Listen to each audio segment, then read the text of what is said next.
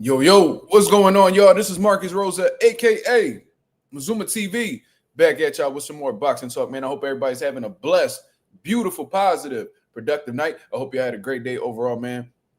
Just tapping in with y'all with another live just to speak on what's currently going on in the boxing world, man. The main thing we're going to be discussing today is the interview that Turki Alalshikh had put out with the Boxing Voice. You see what I'm saying? Shout out to them for providing the content and all that good stuff, man. And you know what I mean? We're going to have a discussion about that. And then, of course, we're going to get into some open boxing topics. You see what I'm saying? Shout out to everybody that's in the building thus far. You feel what I'm saying? If y'all could go ahead and hit the like button on the way in, that'd be very much appreciated. You see what I'm saying? We definitely going to talk about it. We definitely going to talk about it. Yeah, I mean... Yeah, I don't know what these crowns is. This is new to me. But apparently that's top fans. But I don't look at y'all as fans. Y'all family, you feel me? Shout out to everybody that's in the building. Agent 86, what up? Hold on. Let me shout out everybody from the top. Forever Dedicated, what up? He said, yo, Mark, Saturday gonna be so many fights. How you gonna keep up? What you plan on watching?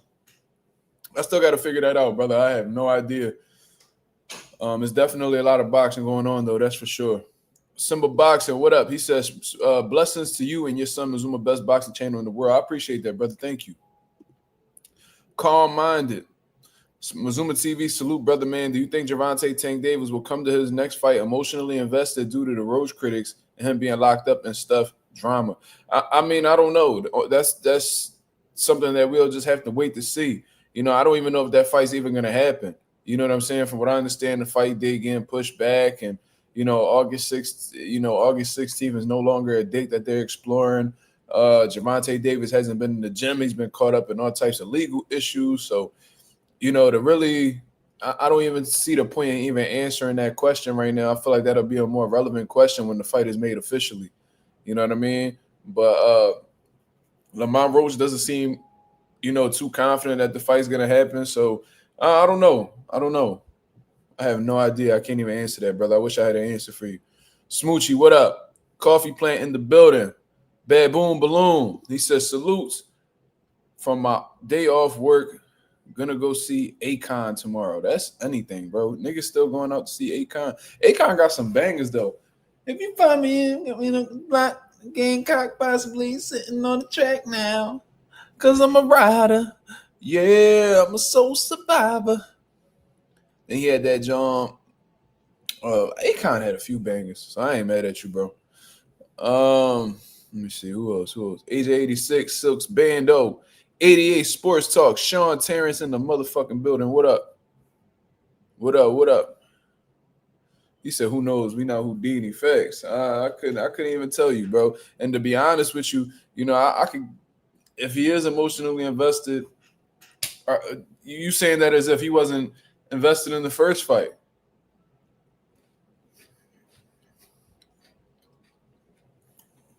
Yeah, Akon had a few Jones, bro. Soul Survivor was that shit, though, to me. Nobody wanna see us together, but it don't matter, no. Cause I got you. Nobody wants to see us together. Shout out to my nigga Akon, bro. He drawing with that new hairline he got, but that's my nigga. I got locked up. Don't let me out. Don't let me out. What? Akon definitely got bangers, bro. Akon ain't from Philly. He definitely ain't from Philly. I never heard of that. Well, originally he from Senegal, but he was born in St. Louis, Missouri. He moved to New Jersey. Nigga was all over the place, but he definitely wasn't in Philly. Yeah, I mean, I actually didn't know that. That's interesting. Nah, Michael Blackson from North. That's why he be cracking me up with that little accent. He be like, "Oh, please help me, motherfuckers." He be doing that shit, bro. This nigga got a whole Philly nigga, bro. Like I think he came from Africa, but he a whole Philly nigga. That African shit, that accent, that's not even real. His whole image is just like he's an African, like no doubt about it. But like his whole image is like being like this African. He a whole Philly nigga, bro. Nigga used to be up Germantown getting his hair cut and shit. Oh, please help me. I'm just a beach ass nigga. All that shit. He don't talk nothing like that.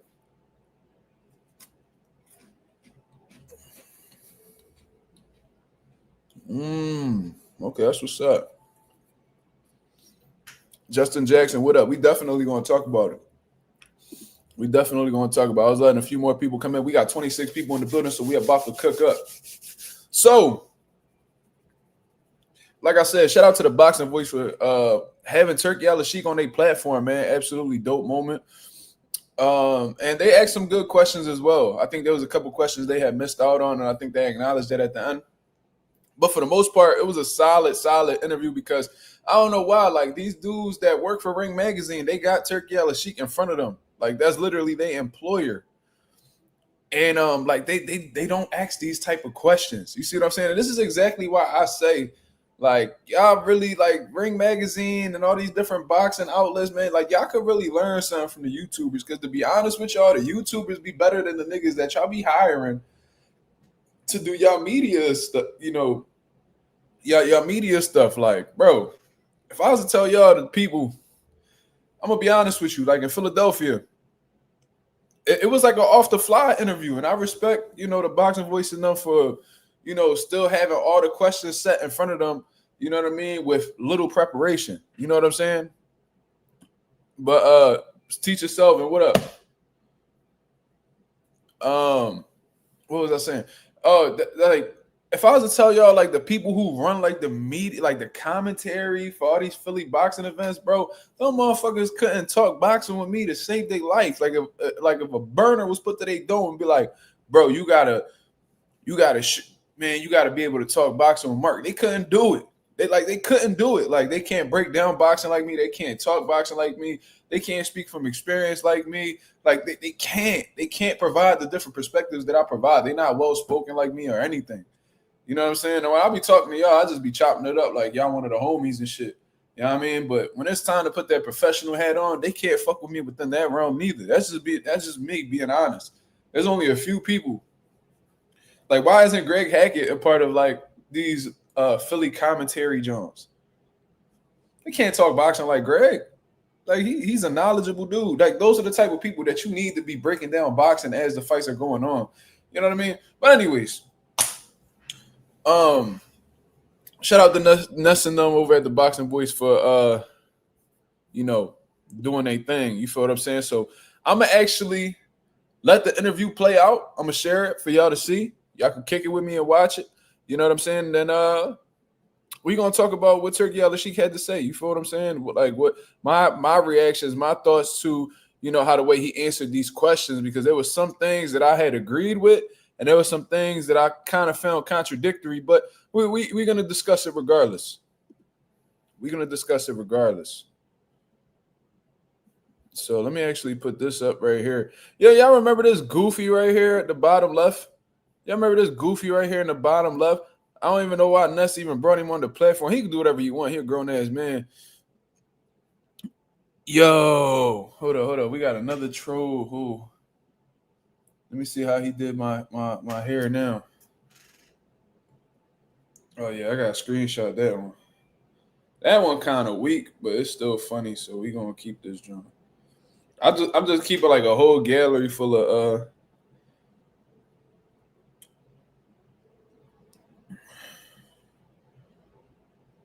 The nigga username was King Glaze a lot. That's hilarious. That's funny. But anyways, y'all remember this goofy right here at the bottom left corner? This is the one that was defending Ryan Garcia for being a drug cheat because he hated Devin Haney so much. Also, I believe I recall him defending, you know, the going against Devin Haney, suing for the most part, defending the PED shit, and he might have been backing his play with the racist rant. I don't remember, but I remember my pop came up on this platform. My pop came on the platform to check this nigga, and he was on his best behavior, so I know he a pussy. But anyways, because how the fuck you let a nigga check you over the internet? Like, how you get scared over a computer screen? Soft ass nigga. But anyways, I don't know how the hell he got in on this Turki Alalshikh interview. He must be one of the homies or whatever over there. But yeah, I never seen a nigga get scared over a computer screen. I seen niggas get scared in person. But on the internet is when you supposed to be tough. Nigga, you get scared over the internet, dog. Like you certified pussy. But anyways, like I said, I'm gonna give you guys my reaction to, you know, the interviews that's going on here, and the questions that's being answered. You feel what I'm saying? Because I do think Turki Alalshikh, he's pretty much exposing things that I already knew about him. But let's get into it. Hello everyone. How are you? Hello. Fine, thank you. I've you know, said His Excellency Turki Alalshikh 3 times, but I don't know if you heard me the first time. Yeah, thank you so much. So you wanted to jump on? So nigga, you said His Excellency 3 times to show him respect. Just call the nigga Turki, bro. That's his name. Oh man, what a surprise! We definitely appreciate it, and I guess we'll start off by saying we thank you for deciding to change things and make your fights accessible as subscribers, because yeah, man, that is a step in the right direction. I love everything that you're doing in terms of you know, Riyadh season and the Ring magazine. Obviously, you know, I have my own ideas about some of those fights, but I love everything that you're doing, man. Thank you for coming on the show. Thank you so much. About you asking about the pay-per-view situation. Yes. Yes. What do you think about it? Well, obviously we love it, man. We love it. It's better. Fuck you mean what we think, nigga? That's less money we gotta take out our pockets. Of course we gonna love it. You just want niggas to glaze you. To pay the $30 a month subscription fee and actually get value out of that $30. So yeah, we're definitely happy that Riyadh season pay-per-views and Ring magazine pay-per-views will be part of the subscription now moving forward. To be honest with y'all though, that shit had to go. Like it was either get rid of the subscription for the zone or the pay-per-view, because there was no way, especially when piracy is at its all-time high, that you're going to be able to convince boxing fans to get a membership, for one. And then for two, pay for the pay-per-view. So I got to pay, I don't know how much it is. Let's say it's, I only pay for the zone like one time. But let's say it's like $30. So you want us to pay $30, and then you got like 5 pay-per-view events in a year that may be $60 a piece. So that's $300.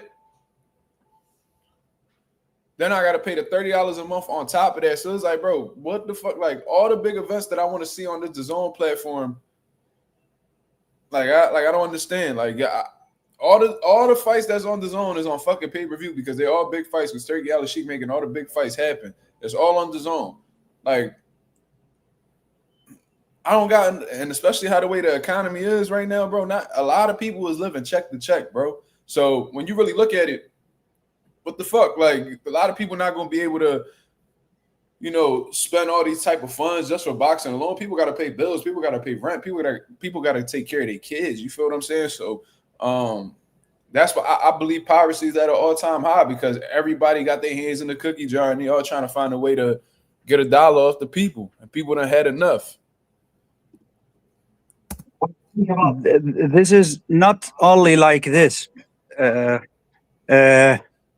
First of all, it's maybe you can have it cheaper than the $30. It will be maybe 2 options, one with commercial and one without commercial. With the commercial, it will be $30, maybe something like this. 4K, having behind the scene, having extra things. And with commercial, something with $9 or or $10, something like this. And it is not only Riyadh season and the ring cards. I will try to convince them anything inside the zone be with the subscriber. I want to ask you questions. What is the useful to subscribe? Then I pay, if I am normal people, normal man in my home. What is the useful of subscribe? Then you make me pay 10 to 15 pay-per-view with $90 and $80. What is the useful of my subscribe? Right? There is no use for this. So Turki Alalshikh making a great point. What's the point of, like, what's the benefits of having this subscription when my whole intention is to watch good fights, good boxing? If there's gonna be 15 pay-per-views a year, like he said, and they both $80 to $90, like what? Like if I gotta pay this much for a paper, like every time to watch boxing, what's the point of me even having a subscription? It's a great point. Subscription, Right. Okay, if you pay something like McDonald's meal or coffee in Starbucks and getting all the fights you want for free, is this better or not? absolutely. To 100%. get all the fights I want for free that's what I want. Yeah, this is- and second, DAZN have a base of 20 million subscriber, right? Why we only have from DAZN? There is wrong information. You say that in the program. We have in our subscribe between 1 to 1.5 million in the big fight, similar to Tyson Fury, Ozix, like these fights. But the average of the normal card is around 300,000 to 400,000. Yes. How I get only 300 or 400,000 and the fan base is 20 million is in the zone? Because niggas not trying to pay for that pay-per-view. And I think that's the point Turki trying to make. That's mean a lot of people doesn't like to pay extra to get the cards, right? Correct. Correct. And this is bad for boxing, right? Yes. I heard I think- from Oh. one of the guests you have before. He was like, I think, this nigga's such a bitch. I cannot stand this old head. I would love to slap him. Yes. I heard I think- from Oh. one. I think.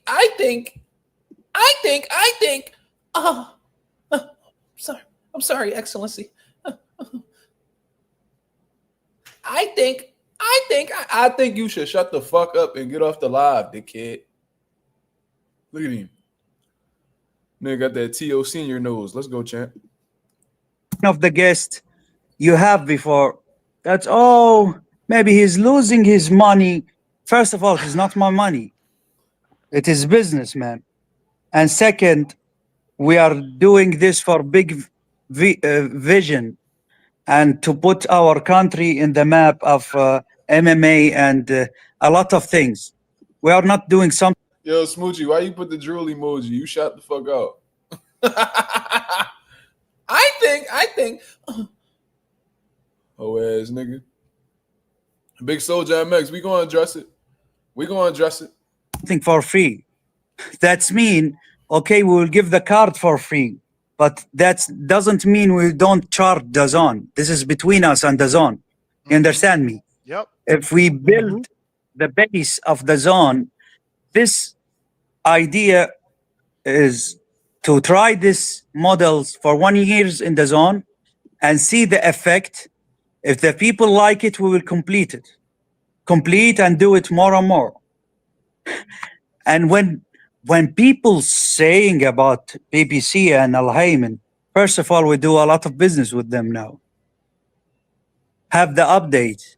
All their fighters is with us and on our cards. We don't Lord have check. any enemy in boxing.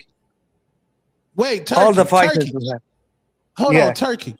Did you Yeah. did you send Tank the 4 Ferraris? 4 Ferrari. I don't know this nigga name, but he petty as shit. He petty as shit for that. Whatever the fuck this nigga name is. I thought that was Queen's Flip. I thought that nigga was Queen's Flip. But whoever this nigga is, he crazy for that. He funny. Did Tank get the 4 Ferraris? Because No. we need Shakur. No, I want to tell you something. Yes. And I will say it again. He will have his contracts and 2 gloves. If he want to buy from his contracts the Ferrari, do it by. Yo, Turkey a dickhead. He said, man, I ain't got no fucking 4 Ferraris. I got a contract and 2 gloves. himself. We are paying for sometimes for some people more than for the Ferrari for fights. So we see Let's be honest. I want to tell you something. The only conditions, the only things Riyadh season will ask you if you have balls to have big fight. Any fighters, I will never give you tune-up fight. This is what damage boxing. I will try. You heard what he said, right? He said tune-up fights ruin boxing. Let's rewind that. I will never give you tune-up fight. I will not give This is what damage boxing. This is what damage boxing, right? So that's his point. I didn't say that. He said that, right? So he had made the same reference to Jaron Ennis, that Jaron Ennis was coming up to 154 pounds, and they was discussing possibly having him on the Riyadh season card, and that's cool. And Jaron Ennis said that he would like to get a tune-up at 154 pounds before, you know what I mean, he gets into the big fights. And listen, do I think Jaron Ennis could move up to 154 and go straight into the smoke and do some damage? Absolutely. But at the same time, let's not act like Jaron Ennis is the only person that has went up in weight and took a tune-up fight. Let's rewind all the way back to the HBO days. An all-time great first ballot Hall of Famer, somebody that we show a lot of love and respect in the sport of boxing, Andre Ward. Do y'all recall when Andre Ward was at 168 pounds and was the unified champion and all that good stuff? He was doing his thing, right? He goes up and HBO wanted him to fight the Crusher, Sergey Kovalev, right? And Andre Ward didn't just jump into the Sergey Kovalev fight. No, that's not what happened. That's not what happened at all. He actually had went up slowly but surely and progressed up to the division. I have his box rec in front of me right now. I could really recall this off of the top, but just to have it in order, he came off of a 2-year layoff, damn near a 2-year layoff after the Edwin Rodriguez fight. That was a super middleweight contest. And he goes into the Paul Smith fight. When he goes into the Paul Smith fight, although Paul Smith did not make the weight technically, Andre Ward came in 171 pounds. So they was fighting at a catch weight from what I understand. Then he goes up and he fights Sullivan Barrera. Sullivan Barrera was a undefeated contender at the time in the super middleweight, in the light heavyweight division. And he was calling out Andre Ward for a good amount of time. They actually traded words back and forth. Then he goes up, he takes another fight at 175 pounds, and he fights Alexander Brand. I remember that fight. So when there's multiple examples that we could go to, in all honesty, so people that moved up in weight and took fights to acclimate to the weight class. You see what I'm saying? We got an all-time great 2-division unified champion, Andre Ward, who took 1, 2, 3 tune-up fights before he got up in there with Sergey Kovalev. You see what I'm saying? So when I hear Jaron Ennis wants to get a tune-up before getting into the big fights at 154 pounds, I don't really see what the issue is with that. I don't understand what the issue is with that. It's like he said that he's going to go up to 154. First of all, he said that he was going to unify. He was going to try to get all the belts at 147. And if not, he was going to try to unify the division. He did it. You know what I'm saying? He didn't do it exactly how he wanted to do it. He wanted to get the Brian Norman. He wanted to fight the Barrioses. They was on their own type of time. He not going to sit around and wait. He did what was going to be in the best interest of his career, you know, health-wise or whatever the case is, and move up to 154. He wants to see how he feels at 154. You know what I mean? Virgil Ortiz, he been at 154 for I don't know how long, but he coming off of a hand injury, and he said that he wants to, he wants to take a tune-up, you know what I mean, to see how his hand feels and shit like that. All right, cool. All right, cool. Robert Garcia tried to tell y'all he wanted tune-ups. Well, first of all, that's plural. You know what I'm saying?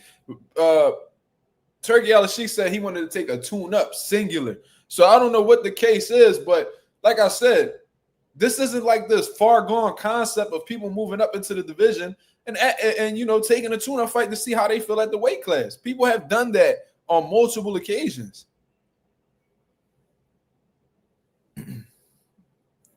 I don't know. I don't know none of y'all niggas. I don't know Way of the Exploding Fist Ninja. I don't know who that is. And you know, I don't know who y'all is, but salute. But anyways, let's continue on with the conversation. He says that tune-ups ruin boxing. Cool. So I'm a cook. I got him because he clearly shows he completely contradicts himself. To do number one against number two. If you cannot have number one against number two, I will have number one against number three, and like this. I want to tell you something. The last card, the ring in New York, in the first time in the stadium, and the people all the time, all around the place like it. For the first time in the tennis yard. Second, it was card 4 fights, 50-50. You cannot know the result until the end, right? Except Shiraz and Berlanga. And this is the people what they like. We are, in that night, we are trending number one in the world. And in the same time, there is big cards in UFC and big cards in WWE. And we are number one in that night.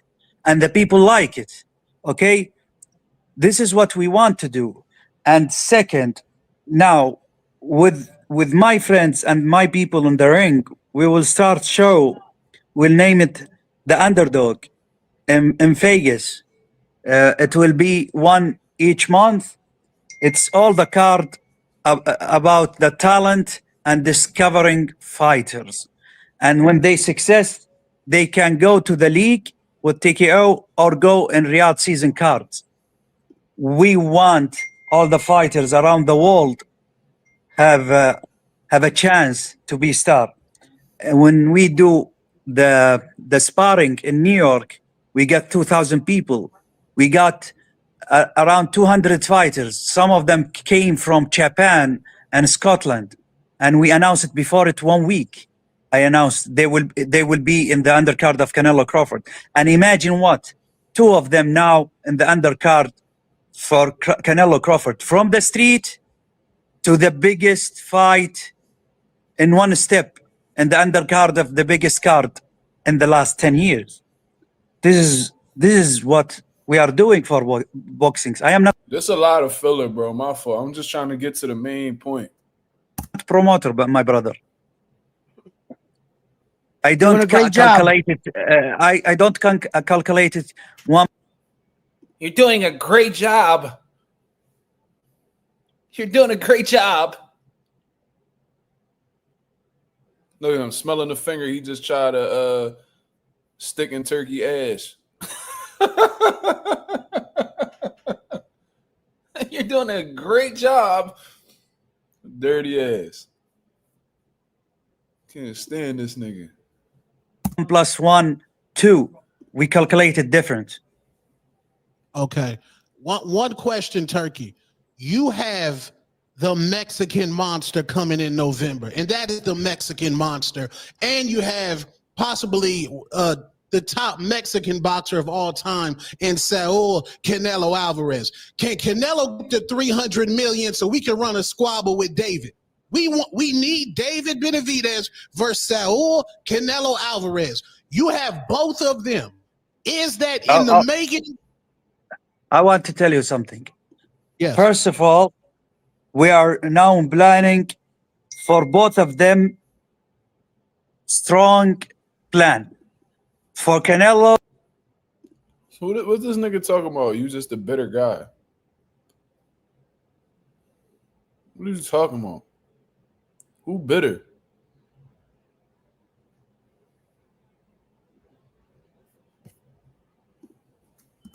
there is in the table Shiraz, there is Mobeli the French, there is a lot of fighters, okay? And for Benavidez, there is Artur, there is Bevel, there is maybe Obotaya. What is wrong with Turkey? Why does Turkey not want that fight? Why does he not want that fight? I don't understand. Like there's a fight that's been, and Turkey says that, oh, we listen to the fans. You know what I mean? We do this for the fans, and we bring in the fans the biggest fights. Bro, the biggest fight to be made in boxing right now. I ain't a new guy. Ask your mother if I'm new.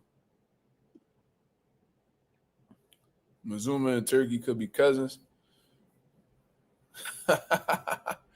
That's funny. But now,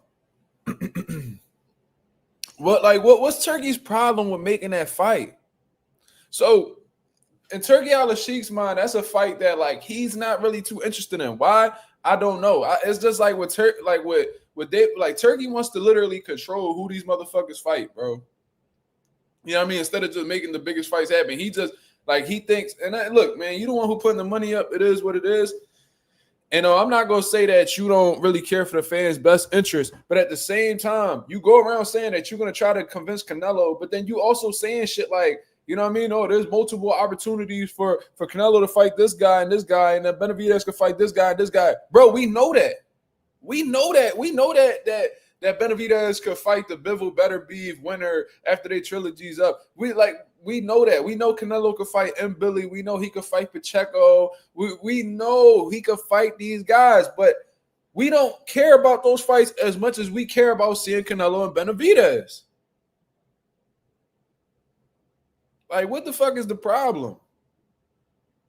Like, I don't know, bro. I don't like the deflecting and, you know, the deflecting. Whenever it comes to Canelo, it's just motherfuckers always trying to find a pass, bro.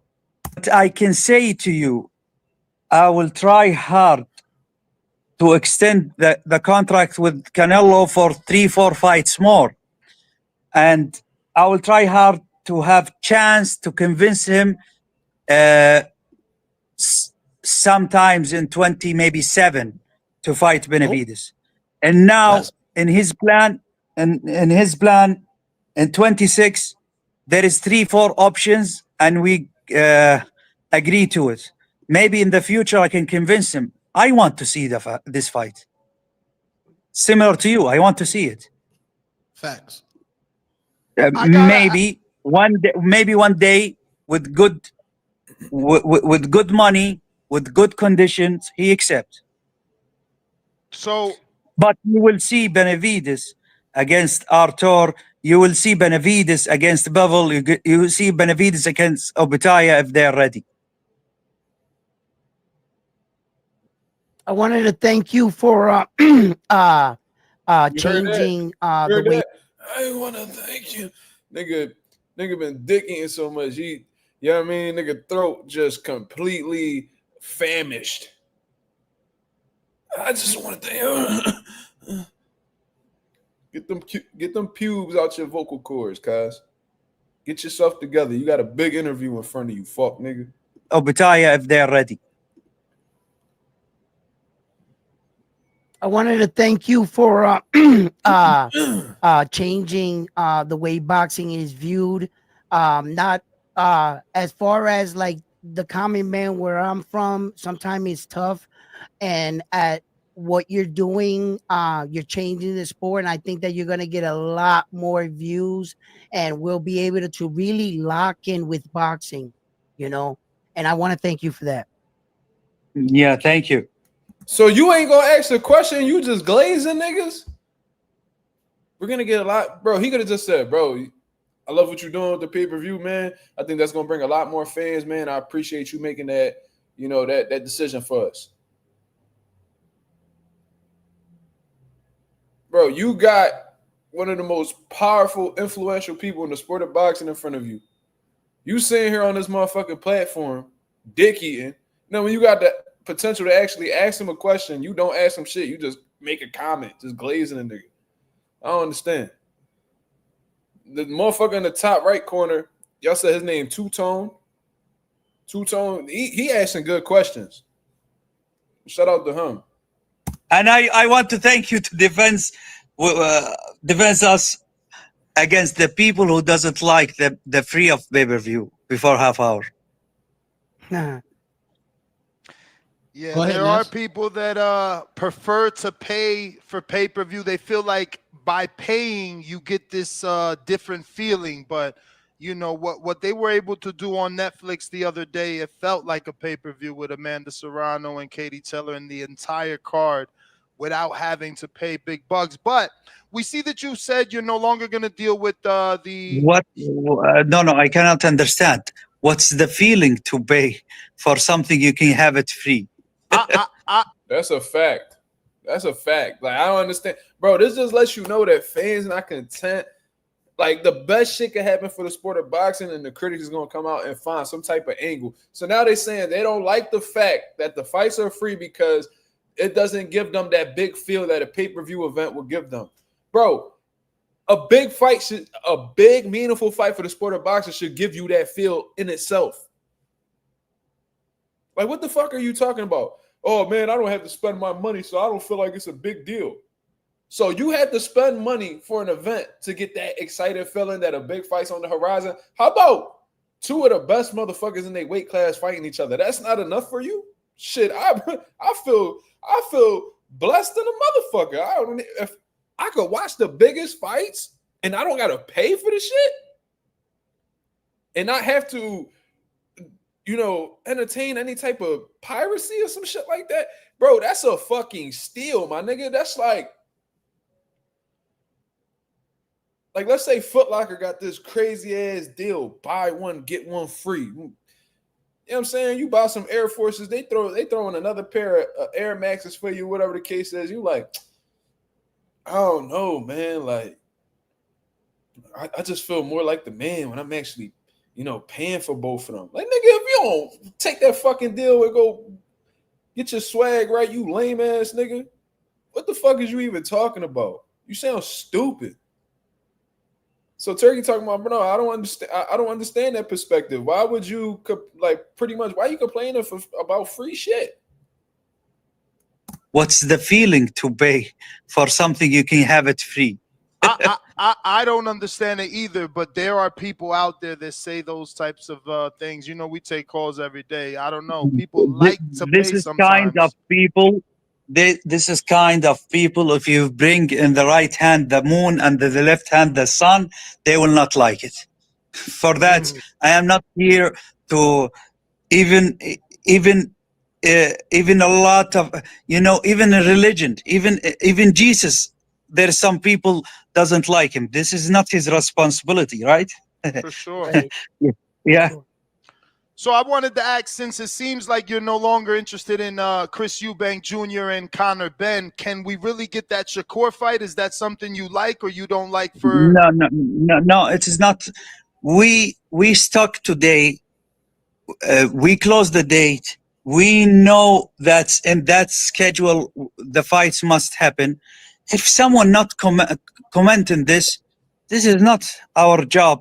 We are not charity, you know. They doesn't comment and they doesn't understand the chance what we give in the table. This is their mistake, not our mistake. We have a lot of people on the line waiting for the opportunity. We will go with people who think and understand what we are doing for them. Basically, he ain't gonna force nobody to fuck with him. He gonna rock with the niggas who rock with him. Basically what he said. What's the situation with Floyd Schofield? Do you care to comment? Can we ever see him on a Riyadh season card or a Ring TV card? Great question. Okay, put yourself in my place, in my shoes. Okay, put yourself in my shoes. Okay, guy before 36 hours from fight with Shakur with good money. Good money. When I say good money, he quit, and suddenly his father saying a lot of things not truth about us and about my country. Nigga said Kid Austin quit. Super bad John. And after that, he go and take normal fight with 10% of what we offer for him. You think this guy deserves to give him another chance? I mean, he made it seem like he was in the hospital. If he complete like this, if I am man, doesn't like boxing, I will say to Shakur, okay, thank you, goodbye. This is 50,000 for the camp and for your train, and thank you, right? I bring another fighter for Shakur in 36 hours, right? Yep. Then if this guy is sick in the hospital, okay, I believe him. Why in his father going to the media and lie about us and about our country? So this motherfucker Turkey don't play about his country, bro. Don't disrespect his religion. Don't disrespect his country because he hold both of them things with pride. It seems like Turkey Alalshikh is willing to work with anybody, even if you disrespect him. But the moment that you disrespect his religion or his country that he takes a lot of pride in, that's when, you know what I mean, he gonna cut his ties with you. Called Kid Austin a quitter and called Auntie Sko a liar. But we all knew that. We all knew Auntie Sko was lying. You know what I mean? So ain't nothing new there. And how we handle him. And this is all not truth. And we have it in emails and WhatsApp, and he thank us and everything. I want to tell you, this is the problem. If you deal with us and deal with me as a promoter, as you dealing with promoters, talking lie, talking bad words, this is different situation. We are different. You understand me? Definitely. We I understood exactly what you said. He was like, nigga, you could disrespect promoters because they have to deal with you. I don't. So you ain't about to be doing that shit over here. That's exactly what the fuck he's saying. He said we different. We ain't your promoters. You know what I mean? We blessing you, nigga. You ain't we cool with or without you. So all that disrespect shit, you gotta leave that shit for a promoter because we not on that shit that you want, bitch. That's his words, not mine. I ain't say that. respect you, you respect us. Right. We are not doing it. Oh, I will not lose money if I don't have him in my card. Right. Maybe some promoters handle handle like him with different situation. Oh, just do it because they want benefit from him. No, I don't care. He said these promoters might kiss your ass because they trying to make $1 off you. Nigga, I got money. I'm up. I don't give a fuck to make $1 off boxing. That's exactly what he said. Hold up. Just do it because they want benefit from him. No, I don't care. I don't care to benefit from you, nigga. I'm already up. I got more money than you probably ever seen in your life, nigga. Them promoters might need you because, you know, they can make a nice little $1 off you. That's how they make their living. I don't make my living off of this shit. I'm a made nigga. Like, you stupid nigga. That's exactly what he's saying. Respect me, you will get my eyes. Doesn't respect me, I will go in my way and you will bugging, chasing me.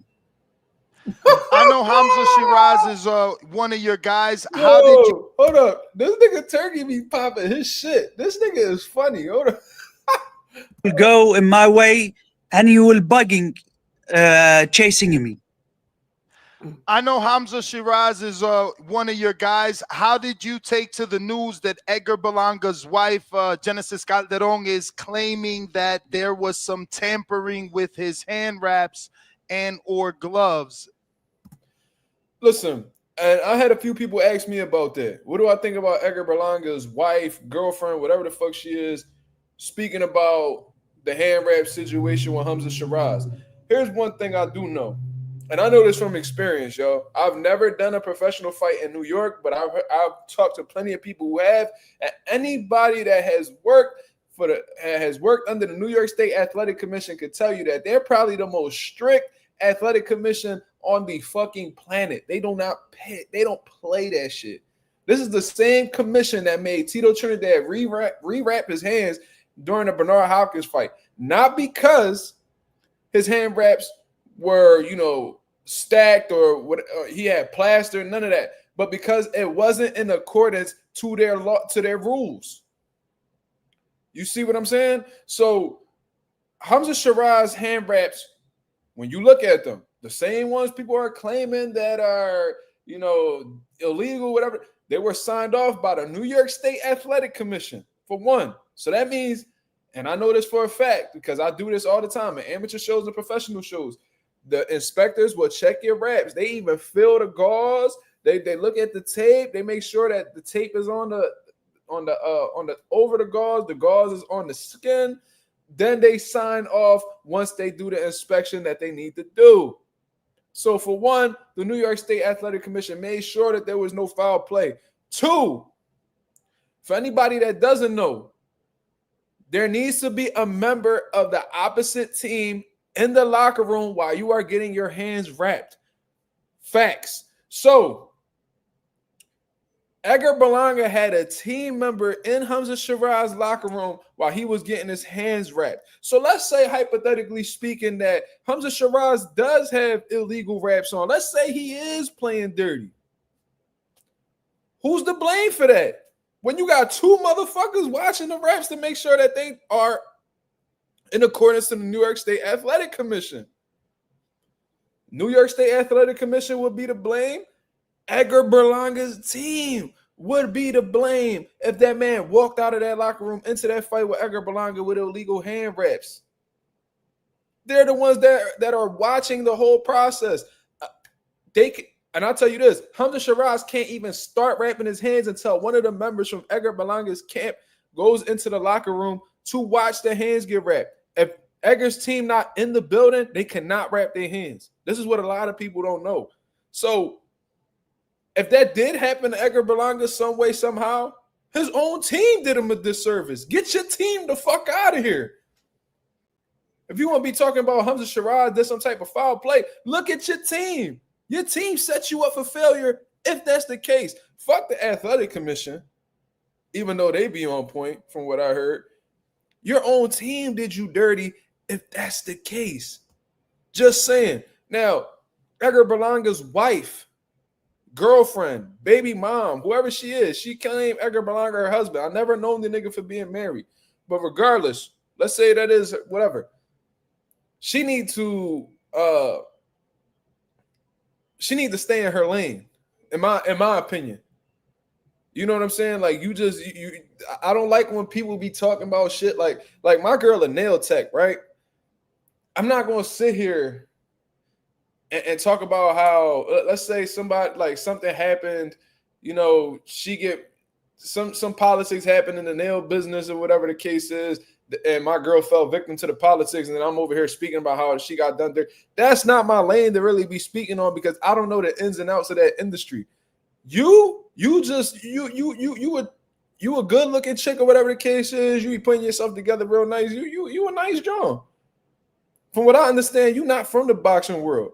So you really speaking on some shit that you really don't know nothing about. You pretty much you probably copy and pasting whoever the fuck around Edgar Berlanga is telling you and put it there on social media.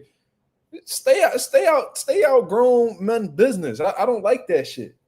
You out of pocket for even taking it there and accusing somebody of some heavy accusations when there is no sufficient evidence supporting that theory. Stay in your lane. And I would say the same shit to a nigga if he involving himself in girl business. You coming across like a real weirdo. You know what I'm saying? Like you tapping into to women politics. That's weird. Stop speaking on what grown men got going on. You feel what I'm saying? Like, that's weird. And you wasn't even in the back while he was getting his hands wrapped. You ain't never had your hands wrapped before. So cut it the fuck out. Stop it. Shit's super weird. I don't like when people make them accusations and they don't even got nothing to back up their theories or nothing. Shit just, no, your man got his ass whooped. Your man, and you lucky your man done made that much money, because for real, if he didn't have good matchmaking or a good management team, you wouldn't be out here in them outfits that you in, shawty. I promise you that. You wouldn't be in the situation that you in. You probably wouldn't even be fucking with Edgar for all I know. So, but regardless, I ain't trying to be messy. Let's keep it moving. I want to tell you something. I don't take anything personal, and this is situation. We are playing. You do take things personal, Turkey. You say that, but then you do. You just said that motherfuckers play with your religion or your country, then you won't fuck with them. You do take shit personal. So don't lie in front of the people. I caught you in the lie, nigga. In a stadium in the eye of the New York Commission, and they are the toughest commission in America, with big companies, with big contracts, with big referees, with cameras, with everything. If I take it from the white side and the good side, she's the wife of his husband, and the husband got beating very bad, and she want any excuses. I will not blame her, but she saw her husband get her ass whooped, so now she making excuses. That's what Turkey just said. If something like this truth, there is a lot of big problems will happen for Shiraz and for everyone, and even the show and the reputation of the show, right? Correct. Right. Yeah, Right. for sure. Turkey. So he said that shit cap, because if that was actually the reality, a lot of niggas would be in trouble right now. Now, you and Jake Paul, y'all took a picture together. Y'all seem to be cool. But I want to know, did you pay big bank, take little bank when you took Canelo from Jake Paul? Was that a big league situation where he was like, look, I have the real bag? What happened in that situation? I like this guy. I don't know him. This is my first time seeing him, I believe. Might have probably, I don't know. I've seen Nuss before because he's been around for a hot ass minute. This dude right here, Two-Tone, I don't know him too. I'm gonna take that back. I'm not gonna say I like him, but he's asking some good questions. No, I want to tell you the story from the beginning. Okay. We have the options to have the fight of May. And the options was the French guy who beat Munguia. Okay, we don't as a starter of the contracts and going to Crawford in September. Wait, hold up. Yeah, snapping in the chat. He said he a clown. He coon for Ryan. Oh, word. Oh, well, get this wide face nigga the fuck up out of here. Grandma cookie face ass nigga, man. That black don't make you look skinny, nigga. Wide head ass nigga. Fuck out of here, nigga. You look like Rakishi Kneecap, you fat bastard. Get him the fuck up out of here. We don't fuck with no coons out here in these streets, nigga. We don't do none of that. Fuck out of here, nigga. Nigga, your face is like an oatmeal cream pie, you ugly ass. Fuck wrong with him? No neck bastard. Then we prefer, because we are busy, we say to Canelo, our show in May, it is in Times Square. And your contract is big, okay? It will be unlogic if we losing the gate. You understand me? For Canelo. For that, right. We prepare to start the contract with you in September fight against Crawford, okay? And after that, 2 fights more. That's mean 3 fights. Then what happened between him and Jack Paul. They put in the table with Netflix uh, uh, big numbers, and they say we want to do it in May. If you look to my situation, I was signing big contract with him with 3 fights. Imagine if he fight Crawford after fighting Jack Paul. What I will see in the social media and what I will see, oh, this is the biggest fight in boxing. We bring 200 million viewers, 300, 600. And the fight with Crawford, who's every fans of boxing care about, it will be small. They will try to make it small after that, right? Oh, right. Yes, Right. in comparison to the numbers of Jake Paul Canelo, absolutely. Yeah, they will say it like this, and it will be comparing, okay? And also it will make Canelo look like he's in the end of his career. He just taking money, and it will damage the fight of Crawford, right? And to complete the contract with him, like Shiraz, like what Mobili, what we are. Look at this dick eater. Look at this dick eater. Look how the way he put his lips together. Look at him. He's just ready to. That's exactly what he about to do. He about to hop right on Turkey pole. Pause. Yeah, he in his bag. Keep your eyes open, cuz. Stop fantasizing. Fuck, nigga. Will damage the fight of Crawford, right?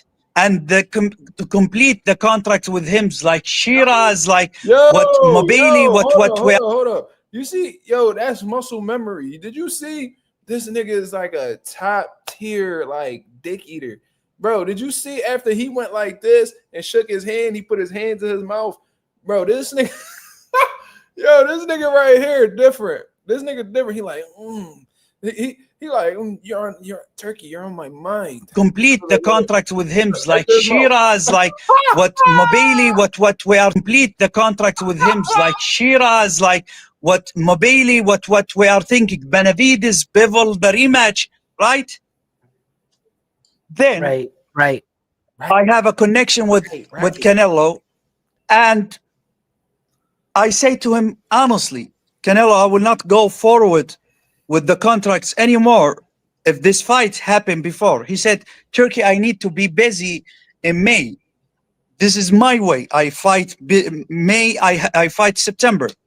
Can you think again if you can put in the table offers to take the fights? We give it to you in January from the beginning, but you don't accept it. You say, I want to start in September.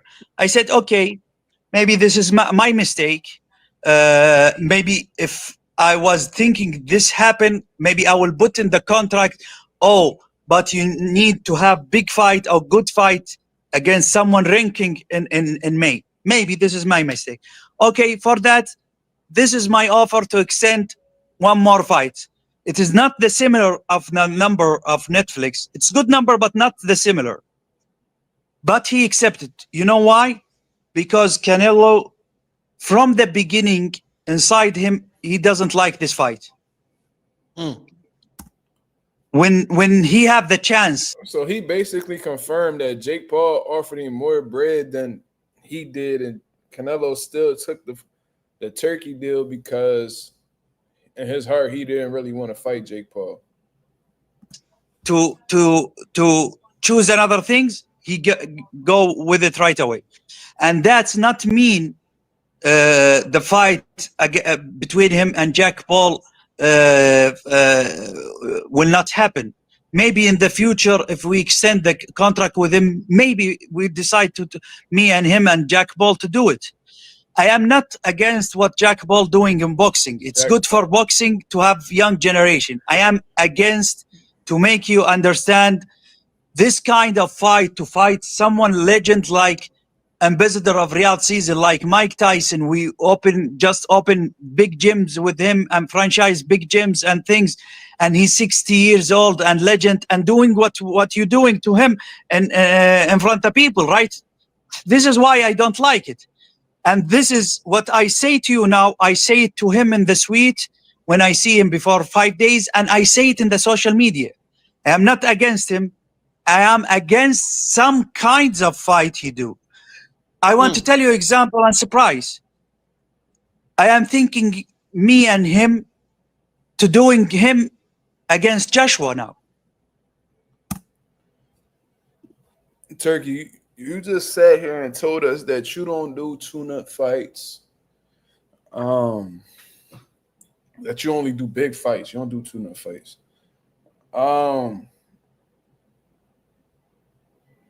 So you mean to tell me that Jake Paul not a tune-up fight for Anthony Joshua? Like that's the best fight in the best. That's a big fight. Coffee, we not even there yet, bro. I ain't really cooking yet, cuz we getting the ingredients together, my nigga. But Joshua's gonna kill him. Come on, Turkey. That's like That's doing these- Joshua and Nagano. Okay. That's like he's gonna kill I that want man. to tell you something. No. Joshua, if he destroy him, it will be good for me. The heading of Jack Paul is finished. What about this? Okay? What about yo. Berlanga? What's wrong with this? What's wrong with this old head? Like, why he keep doing shit with his lips and putting shit in his mouth and talking all feminine? Chad, what's going on with what's going on with the old head, bro? It will be good for me. The heading of Jack Paul is finished. What about this? Okay? What about Berlanga and Jake Paul? That's more realistic.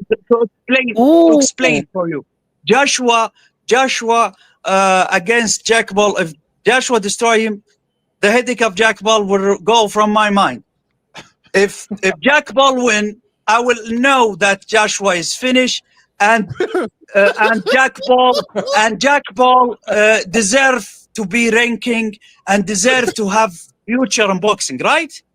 So you okay with making tune-up fights as long as it gets rid of a nigga you don't like? That's basically what you're saying. You okay with tune-up fights? You just said that you don't do tune-up fights.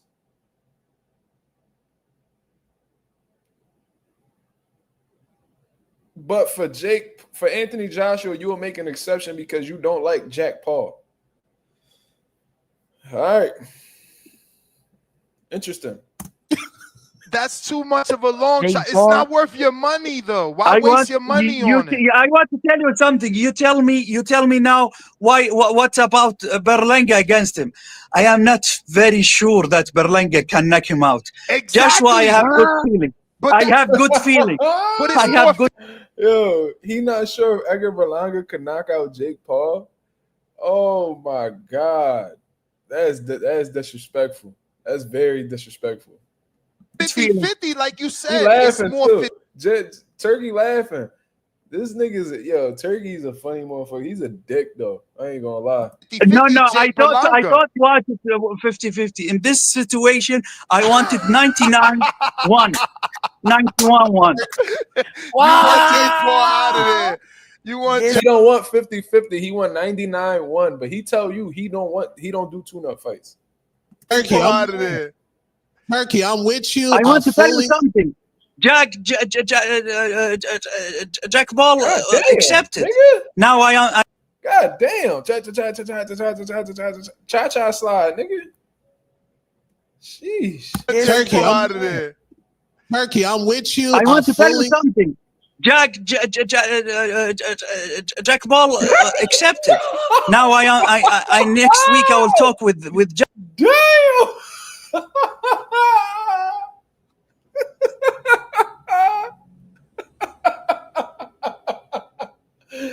Damn. Turkey. What kind of McGregor told Floyd Sr.? Get that flip flop out of your mouth, Senior. Get that flip flop out of your mouth, Senior. I wanted 99-1. 91-1. You want J-Paul out of there. You want Yes, J-Paul I'm- out of there. Turkey, I'm with you. I want to tell you fully- something. Jack Paul accepted. Now I next week I will talk with Joshua about it. Turkey, let's talk about drug testing. I feel like because of who you are and what you represent to these fighters, you can help Yo, Ralph said that nigga turned into a turntable. this sport get clean. People that fight for Riyadh season and ring, it should be mandatory that you're on the VADA clean boxing program. You should be being tested 365 days. Then I want to tell you something. We are the most strong people defending VADA. We have big contracts and relationship with VADA. All the fighters in our card testing by VADA, and all the times when we discovered anything, this guy doesn't have any chance with us again, and we announce it. And the Nigga, y'all just had Katia fight on your card. You just had Katia fight on your card, and he still fought and went. He still went and fought David Morrell. Am I lying? What the fuck you mean? Katiev test positive. The reports came out that the nigga tested positive back in 2024. Brian Garcia test positive for PEDs, and you the first nigga who brought him back to fight at a main event in Times Square. What are you talking about? You not against PEDs like you making it seem, bro. You just saying shit that sound cool. You had Ryan Garcia as a main event on the Times Square card. Then you fucking, you had Conor Benn on you. Yeah, Conor Benn. He was cleared by, the British Boxing Board of Control, all that shit. But that's several drug cheats. You had Gerald Miller on your card. What are you talking about? Who you fooling? But the most relevant one is Katiev. Imam Katiev, whatever the fuck his name is. He tested pot. The reports came out like a couple days before he fought David Morrell. And a lot of people was like, damn, they might pull, Katiev off the card against David Morrell. Nigga, no. They act like, bro, they did not address it they didn't address it at the press conferences. They didn't ask Turki Alalshikh a motherfucking thing. I'm surprised they ain't ask him. What about Katiev? Y'all had Katiev fight on your card. They gave this nigga a 2-year ban. Y'all overrode it. Y'all let the nigga fight. Whatever though. Tyson Fury 2. Yeah, we ain't forget about that, Farley. That's another one. Yeah, we ain't forget. Those things like Munguia, we announce it right away. Imagine Munguia's training and with the trainer and in the camp of Canelo, and we have big contracts with Canelo, but we are straight in this. We don't. Then Turkey bring Jaime Munguia back too, or I'm tripping. Jaime Munguia fought on that Canelo Skull undercard. No, wait, he tested positive after that show. Never mind. Go left or right. We are against any kind of drugs, especially what they take for the athlete, what they're doing. This is straight. I want to tell you something. When we start as example, the Times Square, because the plan in that time that after Times Square, Garcia will be facing Haney. Garcia starting from that time, the FADA things with us. Each day, each week. So I'm hearing that Devin Haney is signed up to VADA 365, but Brian Norman has not yet enrolled. Is there any truth to this? Do you know if this is true? I want to tell you something. He will not go inside the ring if he doesn't approve with us and taking the test from VADA. And This is what I guarantee for you.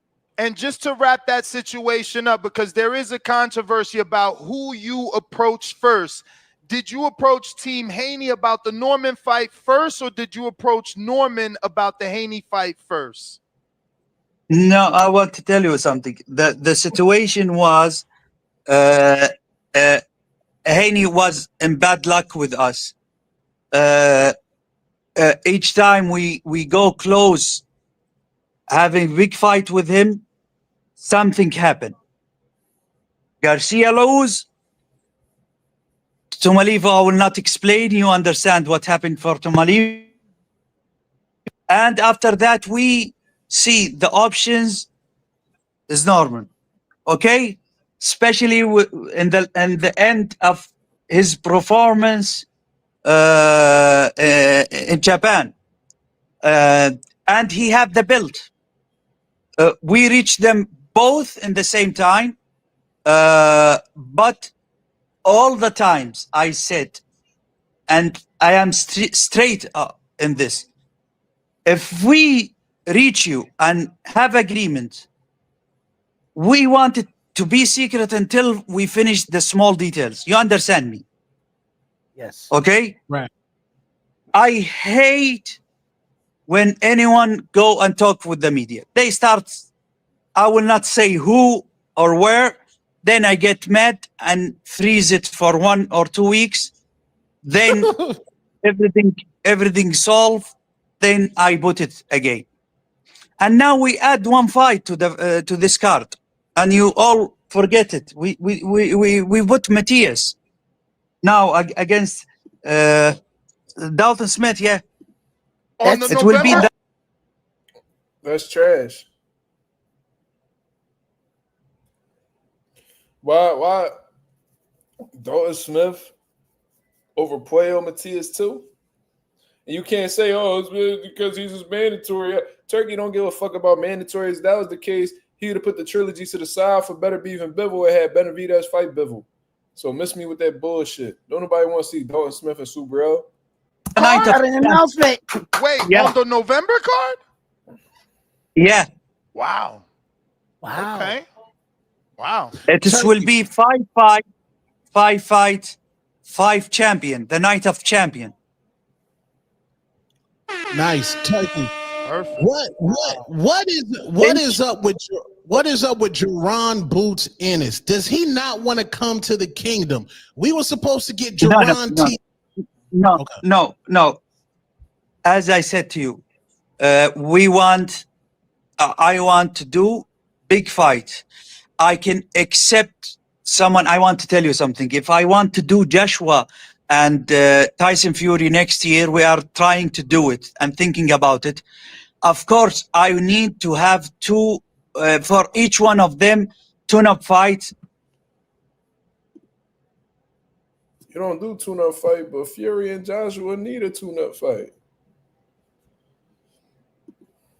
First. Why? Because they are both of them coming from losing, even if it is big fight, right?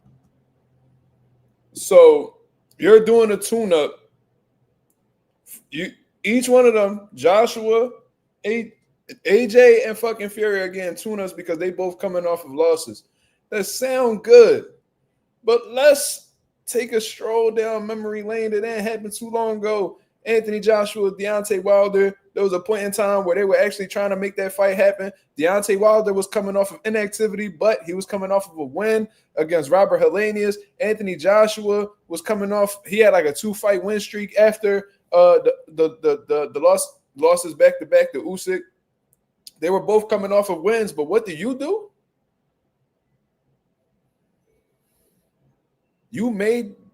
gave them niggas tune-ups. And Wilder got tuned the fuck up. And you completely ruined that fight from coming together. So stop acting like, stop trying to justify. You contradicted yourself on multiple occasions on this live already. You said you don't do tune-ups. You only do big fights, right? But you were willing to give Anthony Joshua a tune-up fight with Jake Paul, and you even admitted that it would be a 99-1 chance. This is a 99-1 type of fight. But Jake Paul's a headache to you, so that's why you don't mind making the tune-up. Contradiction one. Now you saying Anthony Joshua and Fury, that's a fight you're looking to make happen, but you're going to make both of these guys do tune-ups beforehand because they're both coming off of losses. So you just showed two ways you done exposed two ways that you'll be willing to make a tune-up fight. If one, a nigga get on your nerves, or two, if niggas is coming off of losses. After you just said you don't do tune-up fights. Cool. Right. Yep. Okay. Right. To build it up. Yep. But as a Ennis, this is the first time between me and he doing business. He asked to go to 154 and have tune-up fight first. I am not charity. Go do it with Eddie, the tune-up fight, and then You said you not charity, but you was just willing to do it for Anthony Joshua. You've done it for Deontay Wilder. Like, what the fuck are you even talking about, bro? What do you mean you not charity?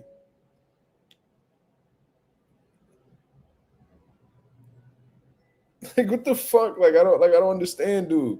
So you not charity. You not charity for Boost, but you was a motherfucking charity for Anthony Joshua, though. Gave this nigga Otto Wallen. You gave the nigga Francis Ngannou. You willing to get this nigga Jake Paul. You a motherfucking charity for AJ. Cool. if you're ready, you will have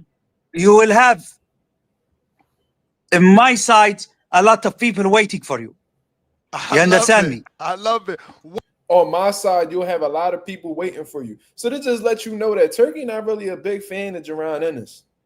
It just sounds like he against Jaron Ennis. You hear that? On my side, we got some people waiting for you. So that means that those are his people, and they'll be waiting on you as if like Boots is his op or some shit. Now I don't know if that's because you know what I mean. He real cool with Terrence Crawford. He's called Terrence Crawford his favorite fighter on multiple occasions, so he may perceive Boots as a threat or whatever. Like I don't know. I don't know. You know what I mean? We could make our assumptions as to why or whatever the case is, but you know what I mean? It just sounds like something's off between him and Jaron Ennis. I don't know what it is. What's the holdup with Bakram? Bakram Mulatayev he wants to fight everybody. And by the way, Turkey never mentioned that Boots ducked anybody. He just said that he wanted a tune-up. And like I said, you know, like Floyd Mayweather came off of a long layoff and came back. He ain't jumped right into the smoke at 147. He went and he fought Juan Manuel Marquez. Now, Juan Manuel Marquez was a fucking phenomenal fighter. He's one of my favorite fighters of all time, if we being real. But at the same time, we knew Juan Manuel Marquez ain't really had no work for Floyd. You feel what I'm saying? So that's another example. I'm giving you two all-time greats that have done tune-ups in their career to get back, to get back in the mix or to see exactly how they feeling. Andre Ward, Floyd Mayweather. The fuck is the problem?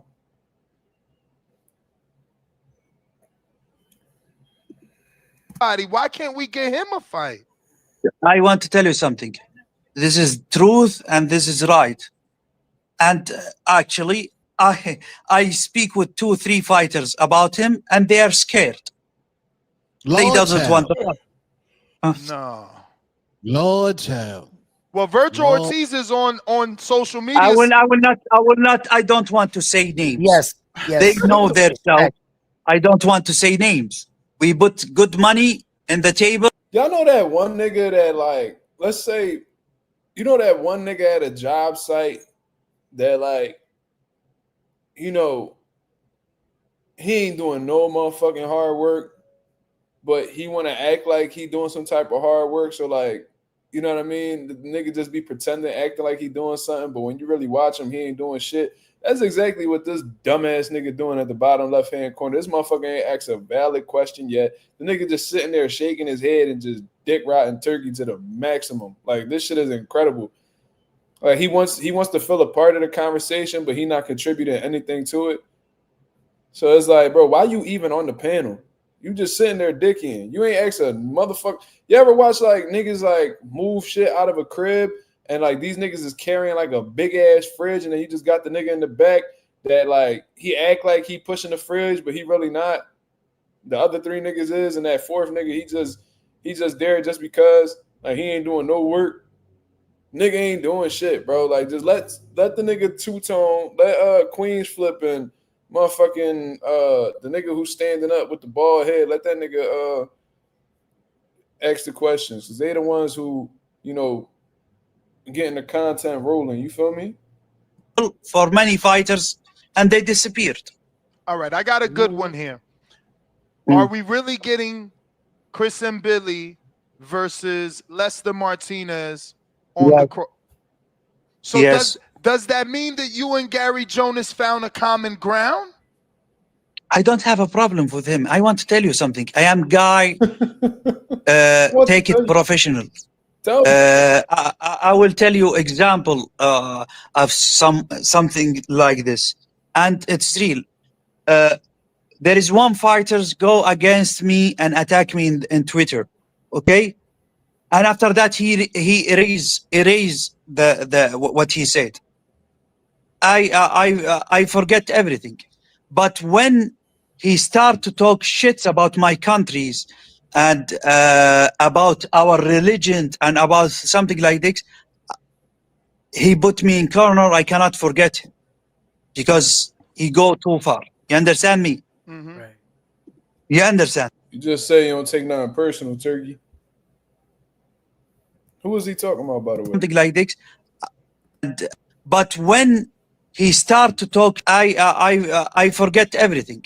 But when he start, and after that he erased me and attack me in Twitter of something like this, and it's real. There is one fighters go against me and attack me in Twitter, okay? Talking about And Tio. after that he erase the what he said. I forget everything, but when he start to talk shit about my countries and about our religion and about something like this, he put me in corner. I cannot forget him because he go too far. You understand me? Mm-hmm. Right. You understand me? I For understand. that, Yes. I don't have any problem with him, but he need to understand this is business and this is work. If it's about, I will not blame the fighters. Maybe I will not deal with him directly, but I will not blame the fighters. Why Martin is paying if he's doing something not good or something good? It is not the responsibility of. Hold on real quick, y'all.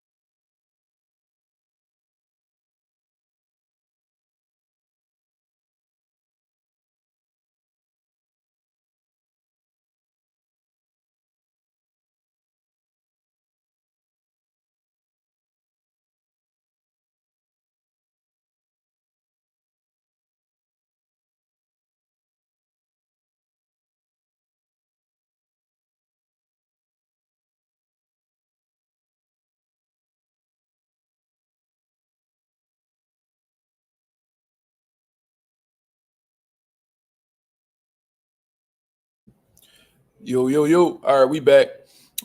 James says, Mazuma, you ever thought about joining Border Wars that Boxing Voice puts on? You should join when they do one in Philly. What the fuck is Border Wars? Somebody tell me what that is.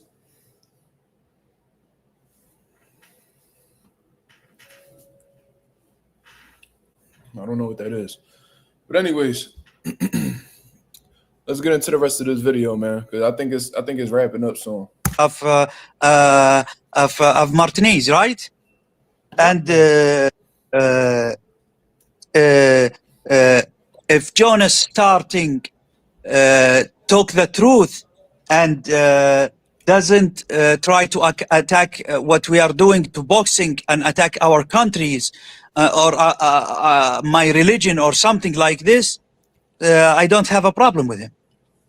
Well, in a perfect world, I would love for you to get involved in pro box. I know you have to see how they're developing fighters, and they had a great thing going on with Wednesday. You will see the development in September in the first card of the ring underdog. You will see it.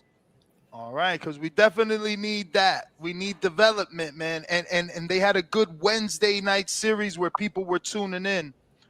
But yeah. Turkey, did Teofimo Lopez fumble the bag? How? I don't understand. He don't know English, nigga. You over here trying to use like fucking hood terminology. Fumble the bag, nigga. He don't know what that is.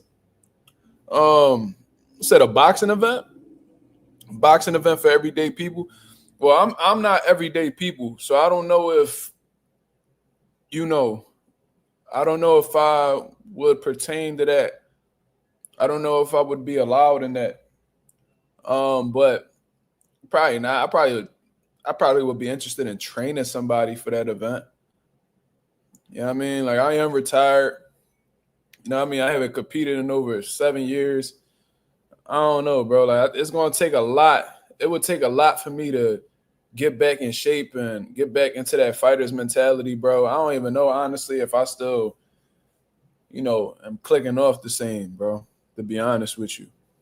But, if they got some amateur fights going on and they pushing the boxing culture forward, that's dope. So salute to that. I'm not out of shape, though, Big Soldier. I'm not. I'm definitely not out of shape.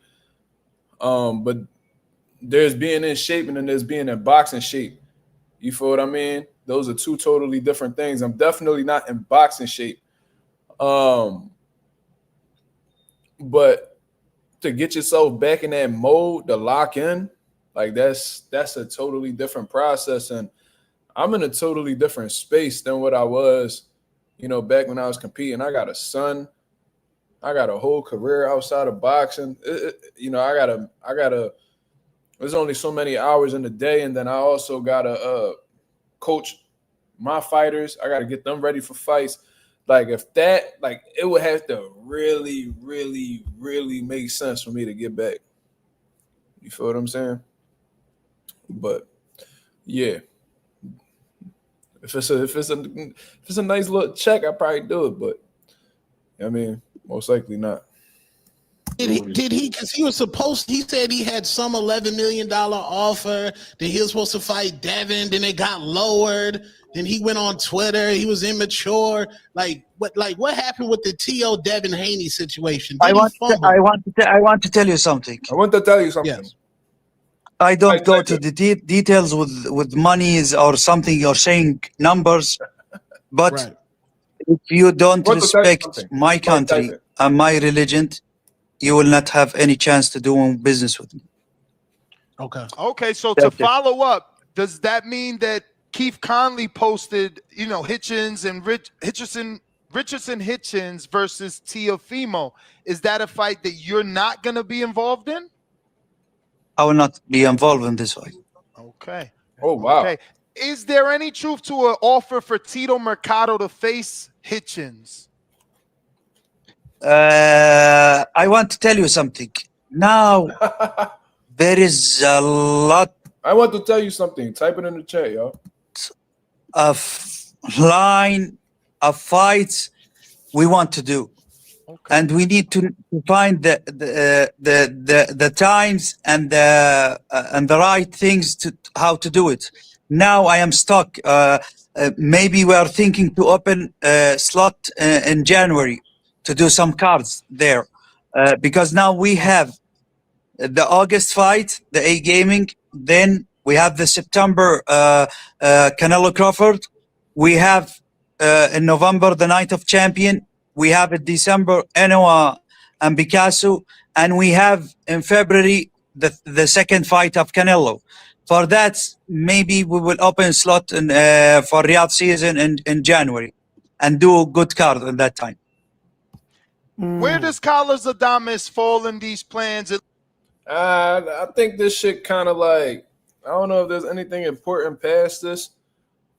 Shout out to JP Farley. JP Farley sound like a rich motherfucking name. Yo, Farley, you got some money I need to know about, man? Let me know, man. JP Farley. JP Morgan, JP Farley. Coincidence? I think not. Looks like him and Johnny Beck want to fight for a 3-belt unification. Are you interested in that fight? I want to tell you something. I want to tell you something. He wastes my time and he wastes the chance. I give him good, generous offer, and after that, he stay 4 or 5 days, doesn't answer, and going with small details, you cannot understand it. For that, I take the offers. They was part of the Night of the Champion. And Janabek doesn't have any problem in this. Adames is the problem. Now, don't you deal with Louis DeCubas directly, though? And he The fuck you mean you got the hookup from Turkey? The fuck you mean you got the hookup from Turkey? I'm about to Google this nigga.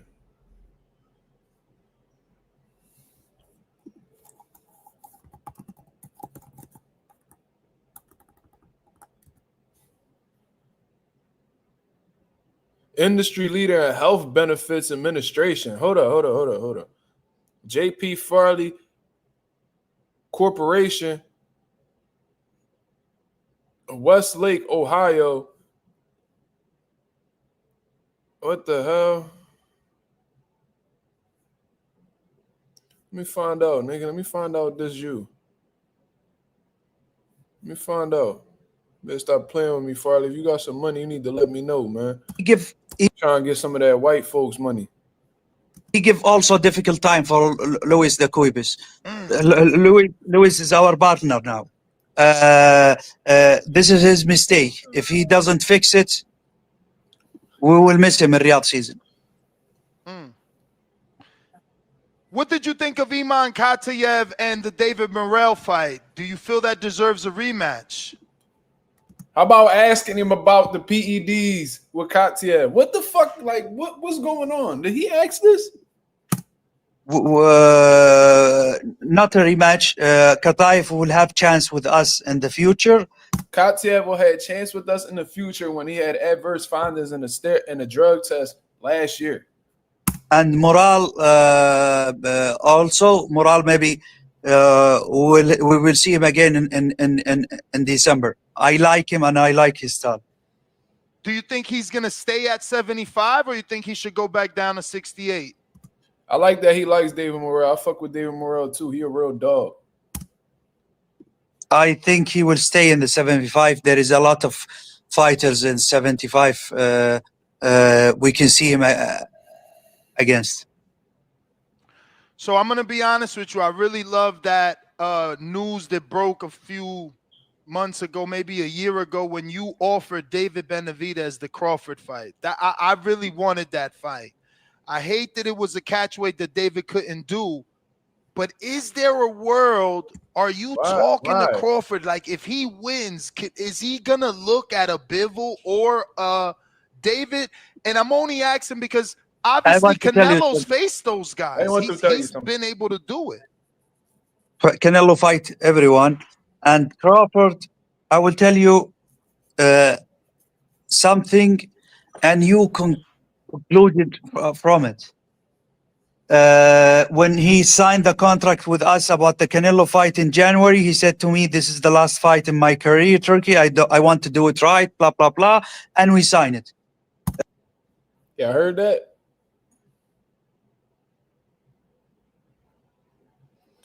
Remember, Bomac told y'all this shit on my channel. He told y'all on Mazuma TV. All y'all gotta do is look it up. I said, yo, and I asked this a long time ago. That question was ahead of his time. If he gets this Canelo fight, will this be the last fight that we see from Terrence Crawford? He said, yeah, it might just be it. Turkey just confirmed that this came out of Terrence Crawford's mouth as well. So this might be a sign that, especially if Terrence Crawford wins, he might just ride off into the sunset. Before 2 weeks, when we do the first conference in Riyadh, I see in his eyes, and he start to say, to talk with me. He enjoy it, he like it. He think he want to fight 1 or 2 fights if you beat Canelo. Okay. Okay, and we have a lot of options of that for both of them. I think it is tough to beat Canelo, especially when you go 2 weight more. But Crawford also is legend. Let's see this fight. What will care for us? But you ask about Benavidez. You don't want to see Benavidez against Artur. You don't want to see Benavidez against Bivol. You don't want to see Benavidez against Obutaya and cruiserweight. First of all, nobody want to see David Benavidez on Opataya at cruiserweight. Benavidez got shit going on at light heavyweight that he need to attend to. Do we want to see Better Beef? Yes. Do we want to see the Bivol fight? Yes. Which either one is available, whoever wins the trilogy. Yes. But that doesn't take away from the fact that the Canelo fight has more of a demand considering their history. I would love those fights, but it just seems like he's waiting for the, whatever's going to happen between Bivol and Better Beef. It seems like David's on the outside looking in. Like, I love the Anthony Yard fight, but he's not. I want to tell you that. No, I want to tell you the situation and put you in my shoes again. When I convinced Artur to do the rematch, I put, because Bivol asked for the rematch, and the first fight was something amazing, right? And no one had the balls to do it because it is not pay-per-view fight, right? Yep. It is elite fight for the fans of boxing, right? Yep. No promoter handle it, and no promoter want to throw their money for this fight, right? We take the chance and do it. And when Artur beat Bivol, and Bivol asked me for the rematch, I convinced Artur. But I put one condition with Artur, that they have the 3rd fight. And if Bivol win, and we have it in our country, okay? Bivol win. And Bivol stuck to this. Because of that, he relinquished the WBC, he gave it away, right? To do the 3rd fight, and I accept. The problem is only about the timing. This wanted in the last week of October, and this wanted in the mid of November, and we are in the middle to fix it. And from nowhere, they sent to me letter that they have big offers than us, and they want to do it in Russia. Then I accept it right away, because I do it only because I give them my word. It is good fight, but we are not care about the 3rd fight anymore. You understand me? Yes. We feel the to, same way. We don't want the 3rd fight. Okay, I stay with my word and said I will do it because I promised for both of them. When they delivered for me the letters, I accept it right away. Okay, I almost dance. I accept it because you have more money. than what he offer, go do it. Then they are now 6 weeks after that, and nothing happened, and they doesn't sign contracts. Okay, by the time they will understand, they waste their time. Okay, then they need to accept it by my way, not their way. I don't want to see the third anymore. I will do, if they accept, I will do the winner of Benavidez and Yard. If Benavidez win, I want to see Benavidez to fight in the first quarter with one of them. If they doesn't accept, there is a lot of options. There is Smith, there is going to cruiserweight and giving big offers for Benavidez and go to Abu Taya. Benavidez will fight anyone. And this is what I like of Benavidez. There is some kinds of fighters, they will fight anyone. Yeah, that's definitely Benavidez. Right. So what do you have planned for Shakur? He had a great performance. The world is talking about him. They're comparing him to Mayweather. I know you have to be happy. What do you want to see from him next? Who do you want to see him with? Because what? Because of what? Because we push him hard in the last 3 months. Talking about the Tom and Jerry things, right? We push him hard, right? And in the end, what happened?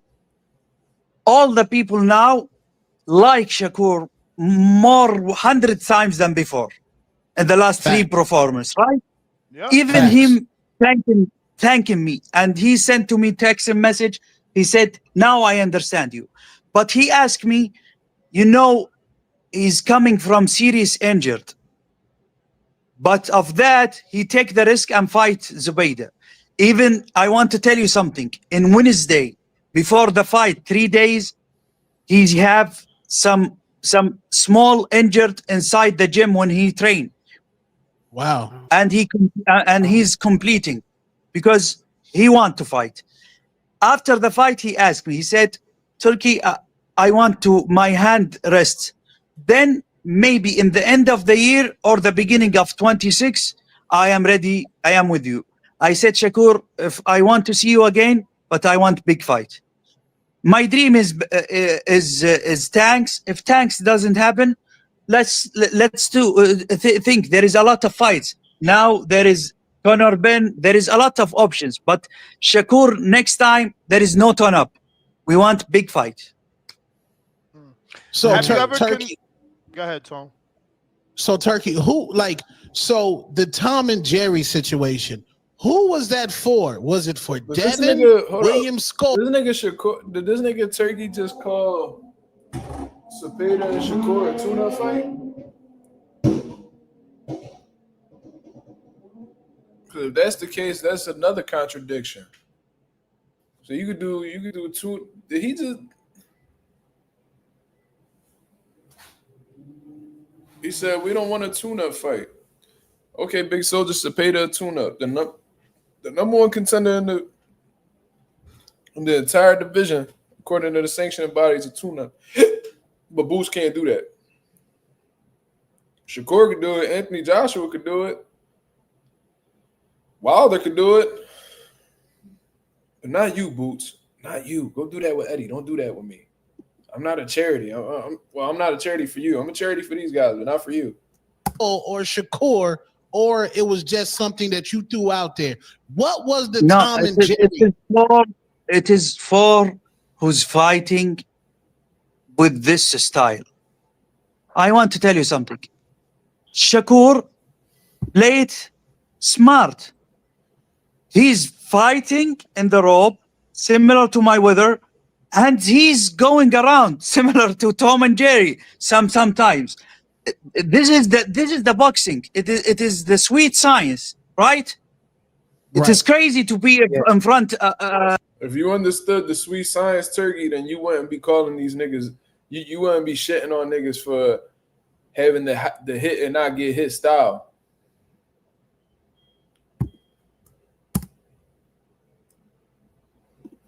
You're the another fighter all the time. I know, I understand, but it is something boring and something you don't want to see the last fight of Canelo we have in Riyadh. This is not boxing. William Skull. Yeah, this is not boxing. Mhm. Because of that, we will miss him in Riyadh season, and wish for him good luck. You don't miss William Skull? Yeah, I will miss him. Are you interested in? Maybe I will give him offer for another sport, not in boxing. Maybe for 400 yards, something for marathon, because it is not sport. It is not boxing. Are you interested in Jake Paul Badu Jack at all? Jake Paul, if he wants to fight with us, we will try to have Joshua, because it is win-win deal. Maybe. So Joshua you only want to see him packed up. You don't want no other fight unless he's getting packed up. That's crazy. No, I want to see him deserve the chance and have a shot of world title or retire. Now, I know you like real boxing, but I gotta ask. If Pacquiao beats Barrios, are you interested in staging the Mayweather-Pacquiao 2 fight? No, but I am interested. If Dubois win, maybe we'll do Dubois Klitschko and became the oldest heavyweight fighter ever to have chance in world title.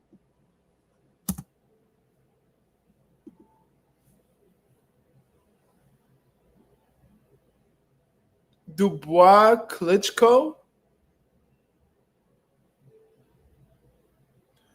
Floyd Pack too. It was like, all right, they both washed up old legends.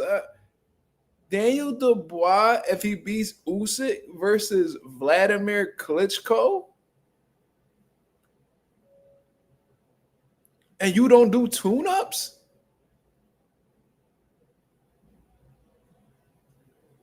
Bro, this nigga Turkey full of shit. I'm sorry, bro. I done caught this nigga in like 4 different contradictions. Vladimir Klitschko. So, Boots asked for a tune-up. You said you're not a charity, but you have showcased multiple examples of getting fighters tune-ups. Willing to do tune-ups. So, you're willing to give fighters tune-ups. You've given fighters tune-ups, and you're requesting a tune-up for Daniel Dubois to fight Vladimir Klitschko, who I think hasn't fought since Anthony Joshua. Let's look it up. When's the last time Klitschko fought? This dude has not fought in 8 years, bro. Literally.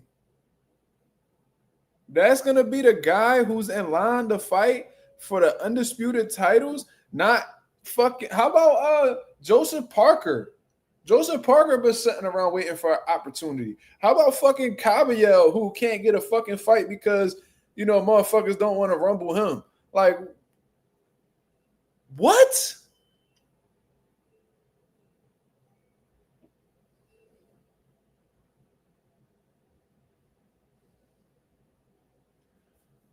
He said, Anonymous said, nah, I think it's because Klitschko said he would come back if Usyk isn't the champion, but still, man, listen.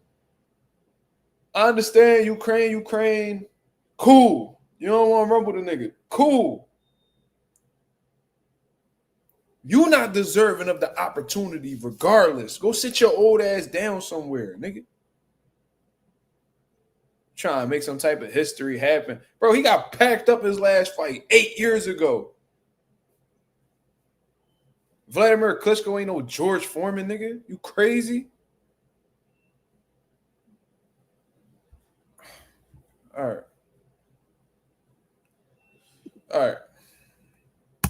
What about that? Trash. I like it, but Turkey. Wilder AJ is still a big fight, okay. Turkey. We just said that's okay. See, these motherfuckers be popping this shit on their platforms, and when they get a motherfucker in front of them, then you know what I mean. They trying to be all nice, nigga. That shit garbage, nigga. Fuck is you talking about? What about that? I like it, but Turkey, It's Wilder. Look at the dick eater. Look at the dick eater at the bottom left. Whatever you say, Turkey. Heavyweight fighter ever to have chance in world title. What about that?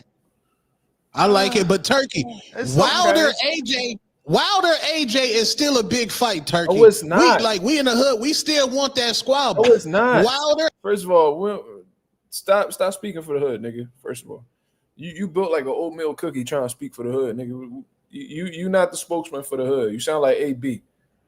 No, it's not. Wilder AJ is no longer a big fight. That shit is down the drain, nigga. That shit is basura. That shit dookie, nigga. What is you talking about? The fuck?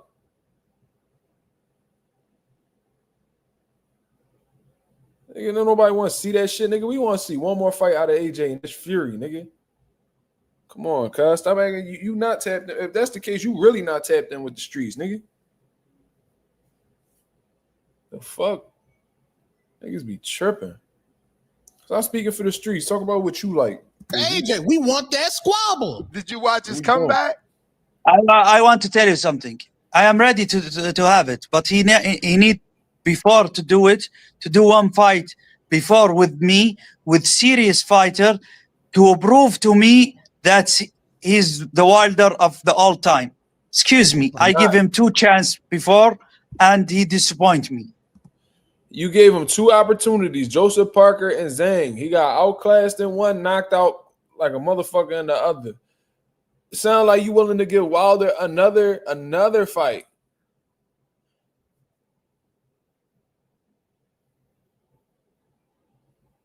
Bro.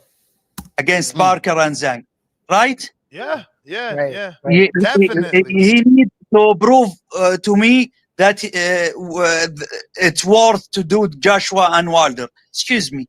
And the last fight of him, it doesn't convince me. Thank you. What's up with with Caballero? Like, he's did so well for you. Why we not pushing him a little more into the forefront? Like, he's got 2 great wins. Against 2. I just brought that up. What is the options? All the belts is fighting in the 19. What is the options for him? Bacoli, nigga, the nigga that you be the nigga that you be looking out for, Bacoli. You feel me? Caballero versus Bacoli, make it happen. Fuck, like you act like that's not a good fight.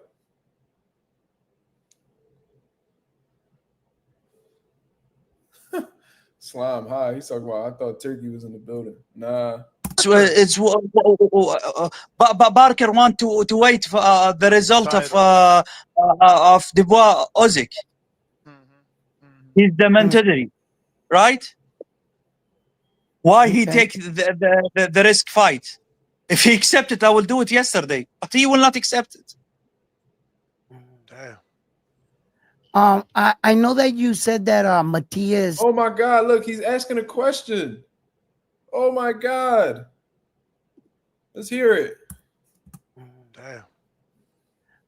I know that you said that Matias is scheduled to fight now in November, but I was wondering about the rematch clause with Alberto Puello and if that's ever going to take place. Yes? The winner in the first quarter of 26. We agree. Okay. We will not forget anyone.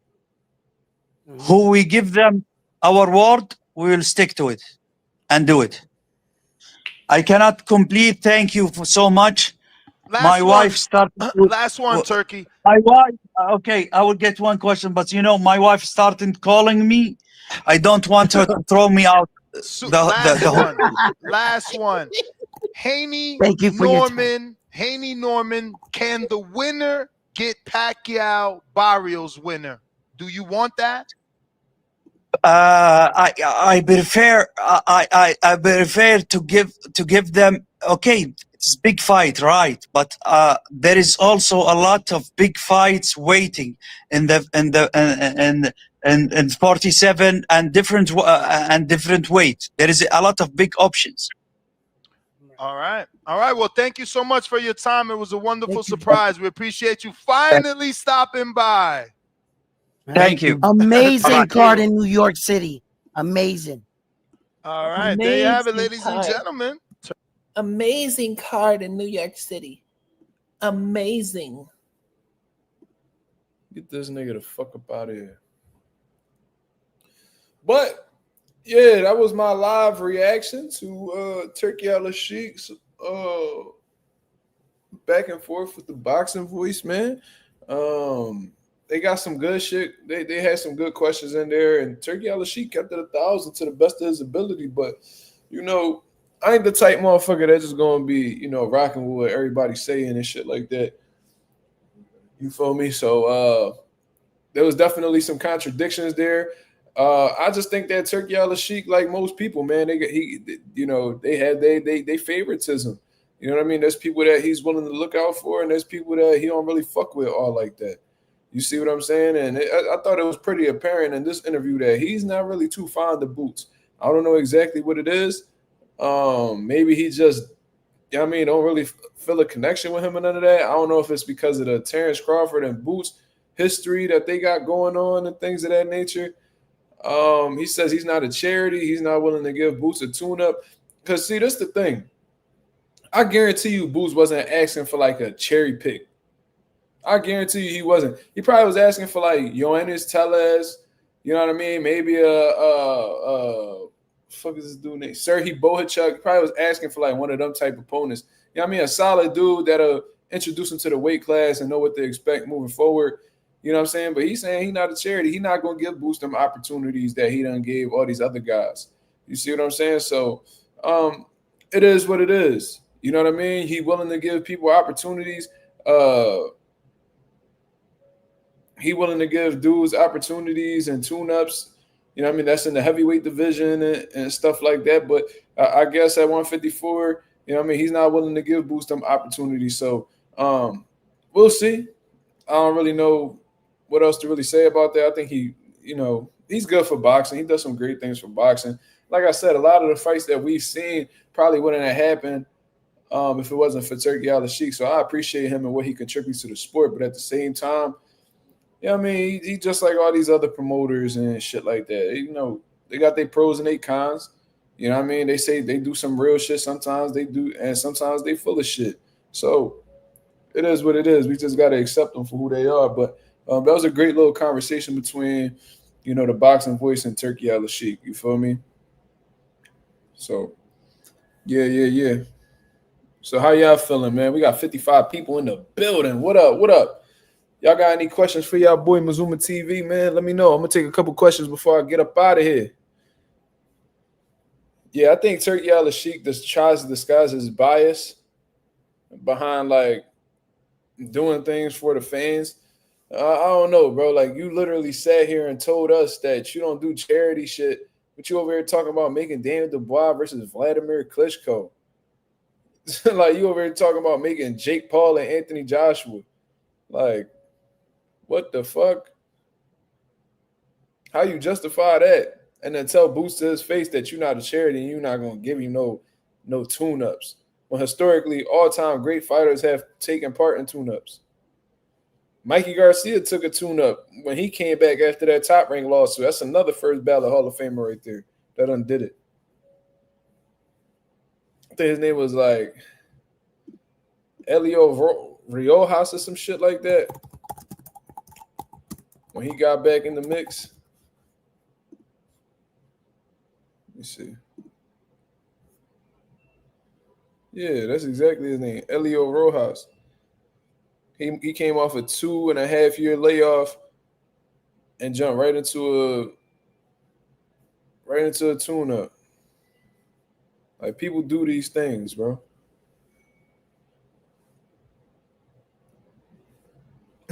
Bad Moon tripping. He said they forgot to zip up Turkey pants before the end of the interview. Sheesh. That Times Square card was all tune-ups.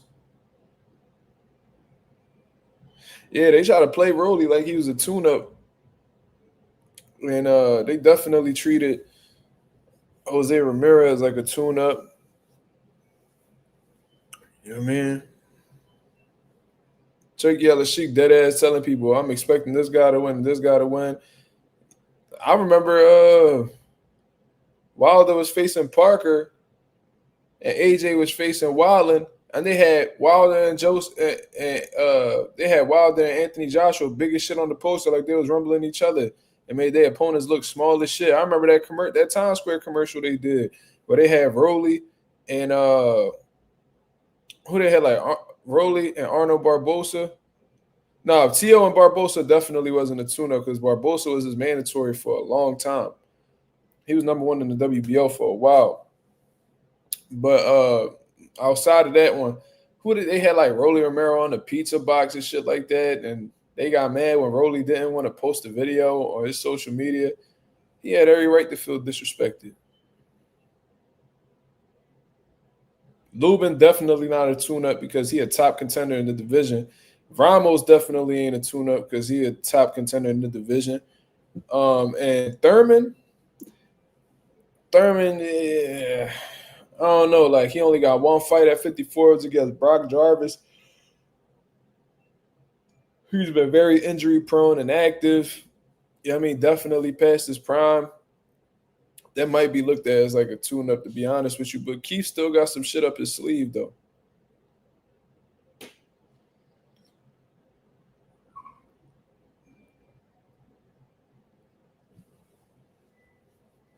I ain't going to call Arnold Barbosa a tune-up.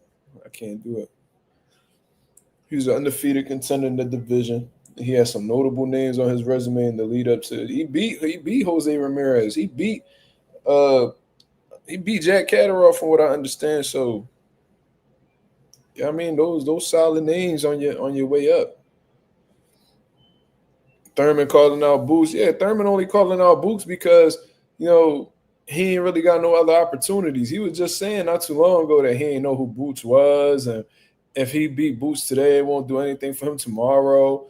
You know what I'm saying? He thought he had that Tim Tszyu fight lined up. He swore he had that shit figured out. Oh, I'm about to go up to 54 and fight Tim Tszyu. Motherfucker he tear his bicep real bad. You know what I mean? Another injury. He had to fall back. You know, he took a fight out in Australia with Brock Jarvis. He thought that Tim Tszyu fight was going to be next. You know what I'm saying? They had that shit in play, and then Sebastian Fundora took his opposition.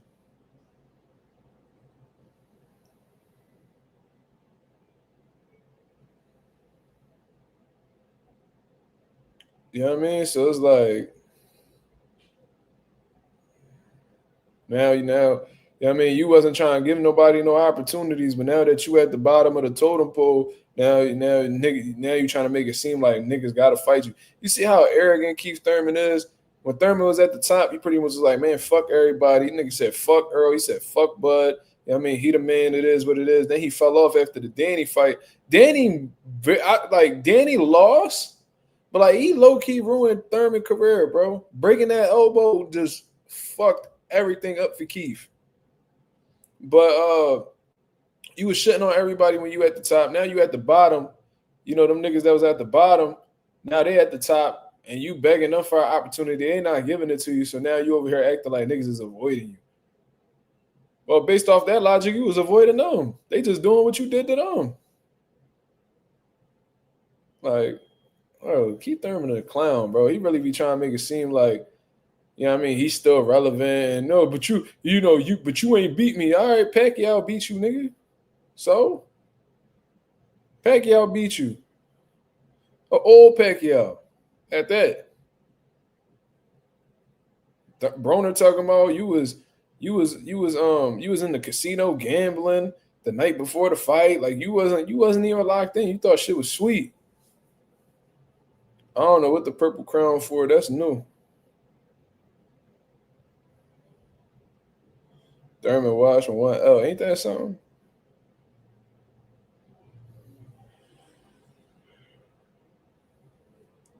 Thurman just looking for a check, bro. Thurman openly calling out Rolly. Of course. Of course he is. I hope one of them niggas give him an opportunity and fuck him up, bro. I don't know if Rolly could beat him. I think Keith would probably beat Rolly, to be honest with you. But I hope a nigga like Boots give Keith opportunity, because oh my God, Boots will beat the dog shit out of Keith Thurman. All that athletic, outboxing he be trying to do, the in and out movement, the lateral move. I would love to see him do that with Boots. Oh my God.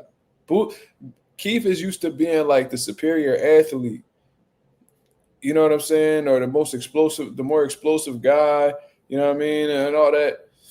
Like with Sean Porter, he showed to be like the bigger puncher, you know what I mean, the superior boxer and all that. Then with Danny Garcia, same thing. He proved to be the superior boxer. That shit ain't gonna work with no Jaron Ennis.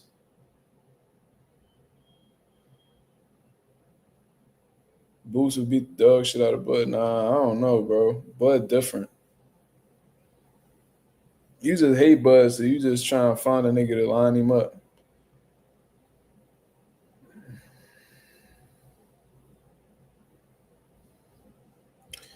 Rouse said he tried the little nigga Earl and Bud. He had to sit in the crowd and watch Bud and Earl fight in one of the biggest fights of our era. Facts. Ain't that some shit? Them tables turn, boy. Them tables turn, bro. You gotta move correct, bro, because God will either award you or punish you for the shit that you put out into this world.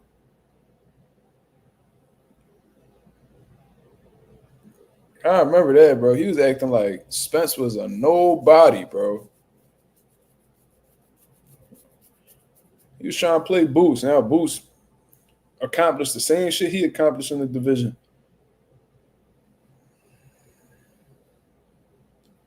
There's only 4 or 5 special fighters in boxing. Bud is one. He definitely one of them ones. Bud is different.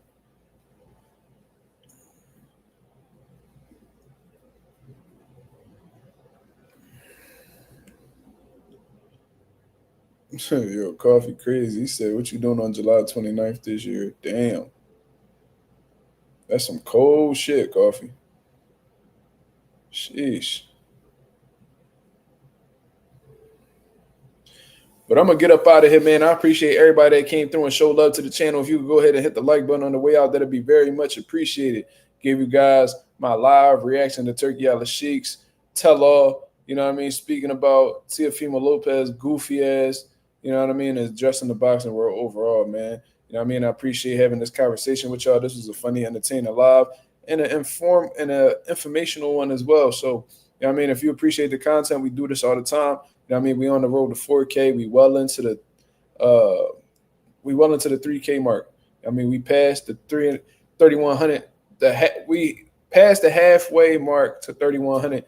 You feel what I'm saying? So we definitely growing each and every day. You feel what I'm saying? But until then, I'll be back at y'all with another live tomorrow, 10:30 p.m. Eastern Standard Time, man. Until then, y'all have a blessed, beautiful one. I'm up out of here, man. Peace.